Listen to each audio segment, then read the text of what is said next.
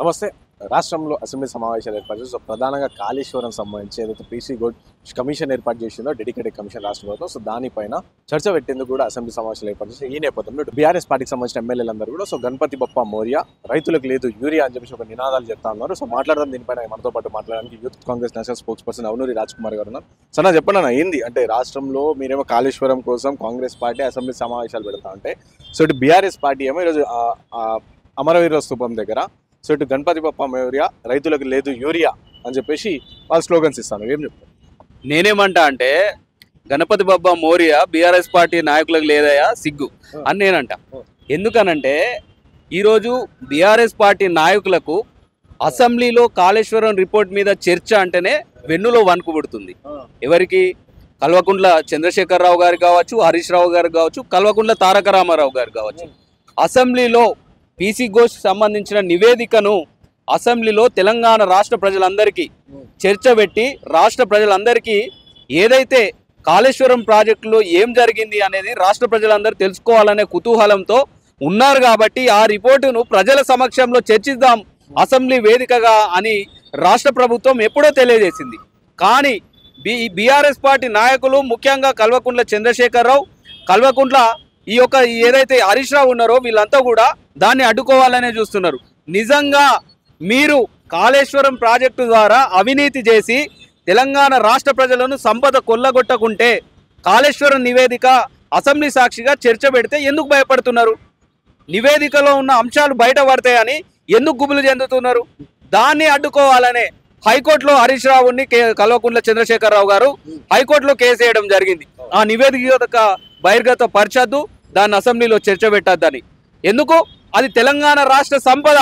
Kaleshwaram project మీరు అధికారంలో ఉన్నన్ని రోజులు Kaleshwaram world biggest irrigation project అని చెప్పేసి ప్రచారాలు చేసుకొని వివిధ దేశాల్లో వివిధ రాష్ట్రాల్లో ప్రచారం చేసుకున్న సన్యాసులు ఇవాళ దాని మీద చర్చ పెడితే నిజంగా అందులో ఎటువంటి లోపాలు లేనట్లయితే, మీ తప్పు లేనట్లయితే ఎందుకంత భయపడుతున్నారు బీఆర్ఎస్ పార్టీ నాయకులు? ఇదంతా రాష్ట్ర ప్రజలు గమనించట్లేదు అనుకుంటున్నారా? ఈరోజు ఆ చర్చను డైవర్ట్ చేయడానికి ఈ యొక్క యూరియా అంశం అని లేకపోతే వివిధ అంశాలను ఎత్తుకొని ఇవాళ రోడ్ల మీద పడ్డారు. అంటే రాష్ట్రంలో నిజంగా రైతులకు యూరియా కోతలు అనేది కనిపిస్తున్నాయి. ప్రతి దగ్గర కూడా ప్రతి ఫర్టిలైజర్ సెంటర్లో కూడా రైతులందరూ కూడా ఆందోళన వ్యక్తం చేస్తున్నారు కదా. అంటే ఎందుకు కాంగ్రెస్ పార్టీ మళ్ళీ యూరియా ఇవ్వడం ఫెయిల్ అయింది?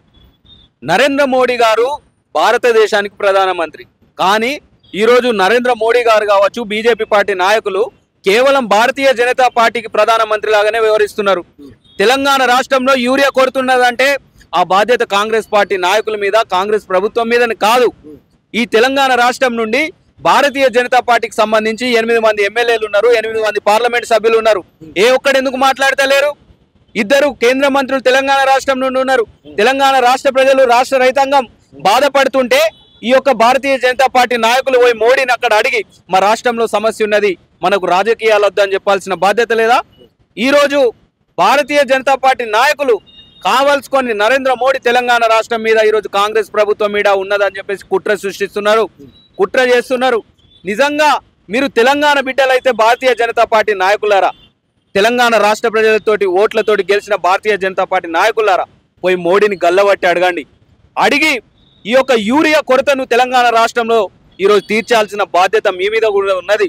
కానీ ఈరోజు ఆ బీఆర్ఎస్ పార్టీ సన్నాసులు మీరు కలిసి ఈరోజు తెలంగాణ రాష్ట్రంలో ఈ యొక్క కుటిల రాజకీయాలు, చిల్లర రాజకీయాలు చేయొద్దని చెప్పి మేము అడుగుతున్నాం. అంటే ఈరోజు మళ్ళీ కాంగ్రెస్ పార్టీ ఎందుకు ముందస్తు ప్రణాళిక చేసుకోలేదు? ఎందుకు ముందస్తుగా అంటే రైతులకు ఎలా కూడా యూరియా అవసరం ఉంటుంది కాబట్టి సో ఎందుకు కాంగ్రెస్ పార్టీ ముందుగా దీని గురించి ప్రయత్నం ఎందుకు? ఇది తప్పు వాదన.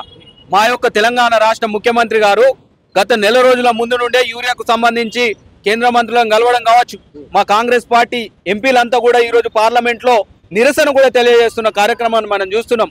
మరి ఎక్కడైనా గుళ్ళు వలిగినాయి, ఎక్కడైనా దేవాలయాల మీద కూలగొట్టినానంటే భారతీయ జనతా పార్టీ నాయకులంతా పోయి అక్కడ ఉంటారు. మరి తెలంగాణ రాష్ట్రంలో ఇవాళ యూరియా కొరత మీ ప్రభుత్వం సృష్టిస్తుంది. మీకు కొంచెమైన రాష్ట్ర ప్రజలంటే సిగ్గుంటే ఈ యూరియా కొరత మీద ఎందుకు ఫైట్ చేయట్లేదు భారతీయ జనతా పార్టీ నాయకులాలా? మీకు గుళ్ళు గోపురాలు కూల్తేనే ఈ యొక్క రాజకీయాలు చేసుకోవడానికి మీకు అలవాటు పడ్డారు. కానీ రాష్ట్ర రైతాంగానికి యూరియా కొరత సృష్టించడం వల్ల ఈరోజు రాష్ట్ర రైతాంగం ఇబ్బందులు పడుతున్నది. దాని మీద సోయలేదా? సాక్షాత్తు భారతీయ జనతా పార్టీకి సంబంధించిన పార్లమెంట్ సభ్యుడు రఘునందన్ రావు గారు ఏం చెప్పారు? ఈరోజు కొరత ఉన్నది వాస్తవమే, దానికి కారణం కేంద్ర ప్రభుత్వమే. భారత్ పాకిస్తాన్ ఏదైతే ఆపరేషన్ సింధు నేపథ్యంలో యుద్ధం జరిగిందో దానివల్ల ఈరోజు కొరత ఏర్పడుతుందని చెప్పిన ఎంపీ మీ పార్లమెంట్ సభ్యుడు కాదా? ఈరోజు రాష్ట్రం మీద ఎందుకు మాట్లాడుతున్నారు? దానికి సంబంధించి ఈరోజు బీఆర్ఎస్ పార్టీ సన్నాసులు మరి బాగా తెలివి కళ్ళలో మేము నాలెడ్జ్ ఉన్నాం, విదేశాలలో చదువుకున్నాం, 70,000 పుస్తకాలు 80,000 పుస్తకాలు చదివినాం అని చెప్పుకుంటారు కదా దుర్మార్గులు. ఆ మాత్రం ఇంగిత పరిజ్ఞానం తెలియదా? ఈరోజు కేవలం రాజకీయాలైనా, రాష్ట్రం కోసం ఏర్పడ్డ పార్టీ, రాష్ట్ర ప్రజల కోసం పుట్టిన నాయకుడు కేసీఆర్ అని చెప్పుకుంటున్నాడు. ఈరోజు యూరియా కొరత తెలంగాణ రాష్ట్రం మీద బీజేపీ పార్టీ ఈరోజు కుట్ర చేస్తుంది. ఏడవన్నావు కేసీఆర్, కొంచెమైనా సిగ్గుందా? ఇప్పటికైనా ఫామ్ హౌస్ వీడవా? ఎందుకు తీసుకుంటున్నావు జీతం? ఎందుకు తెలంగాణ రాష్ట్రంలో ఇప్పుడు ఏదైతే గద్వాల నుండి ఎమ్మెల్యే గెలిచినావు, ఆ యొక్క నియోజకవర్గంలో ఎమ్మెల్యే గెలిచి ఒక్కరోజు కూడా అసెంబ్లీ రాకుండా ఎందుకుంటున్నావు? నీకు దమ్ముంటే బయటికి రా, దమ్ముంటే చర్చలో పాల్గొను. రాష్ట్ర యూరియా కొరతకు సంబంధించి కావచ్చు, రాష్ట్రంలో ఉన్న సమస్యలు కావచ్చు, ప్రతి ఒక్కటి వచ్చి స్పందించు. దుర్మార్గుడు ఎందుకు బయటకు వెళ్ళకుండా ఈ కుట్రలు ఎందుకు సృష్టిస్తున్నావు? రాష్ట్ర ప్రజలంతా పిచ్చోళ్ళు అనుకుంటున్నావా?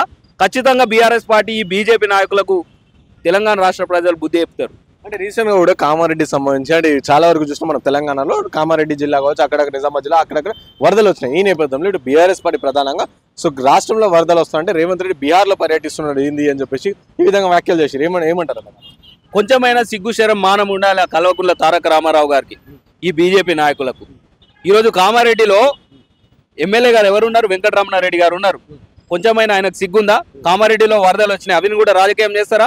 ఆ ఎమ్మెల్యే గారు అక్కడ ప్రజలకే అందుబాటులో ఉండలేరు. ఈరోజు ప్రకృతి విపత్తుల మీద కూడా రాజకీయం చేసే చిల్లర బుద్ధి కపట నాయకులు తెలంగాణ రాష్ట్రంలో ఉండడము బాధాకరం. ప్రకృతి విపత్తు అనేది ప్రభుత్వం సృష్టించదురా వెదవల్లారా.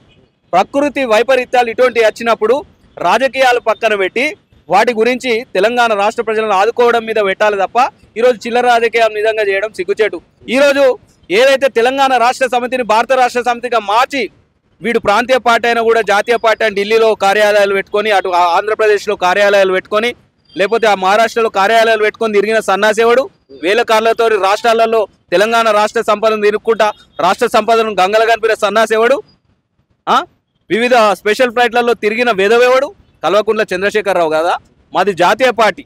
ఈరోజు మా పార్టీ దేశవ్యాప్తంగా కూడా నరేంద్ర మోడీ ఈ యొక్క ప్రజాస్వామ్యాన్ని కుదేలు చేస్తూ ఓట్ల చోరీ అంశం మీద ఈరోజు కాంగ్రెస్ పార్టీ కొట్లాడుతుంది.